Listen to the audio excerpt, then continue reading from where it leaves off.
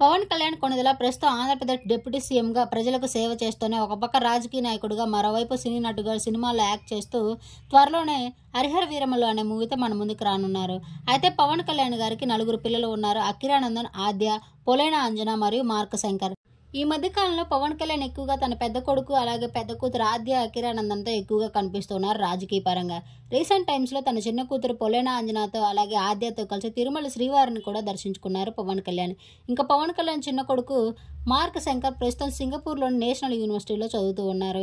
ఈ రోజు morning national యూనివర్సిటీలో అగ్ని ప్రమాదం జరగడంతో తన చిన్న కొడుకు చేతులకి, కాళ్ళకి స్వల్ప గాయాలైనట్లు తెలుస్తుంది. అలాగే తను స్మోక్ ఎక్కువ పీల్చడంతో ఊపిరితిత్తుల్లో కూడా కొంచెం ఇంజూర్ అయినట్లు తెలుస్తుంది.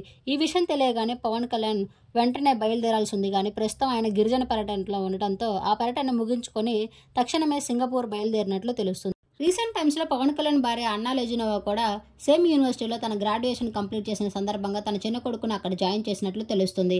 అయితే పవన్ కళ్యాణ్ చిన్న కొడుకు ప్రస్తుతం హాస్పిటల్లో చికిత్స పొందుతున్న సందర్భంగా పవన్ కళ్యాణ్ అభిమానులు కంగారు పడటమే కాకుండా సినీ ప్రముఖులు, రాజకీయ నాయకులు కూడా పవన్ కళ్యాణ్ చిన్న కొడుకు త్వరగా కోలుకొని ఇంటికి రావాలంటూ తమ సోషల్ మీడియా వేదికగా పోస్టులను షేర్ చేస్తూ ఉన్నారు.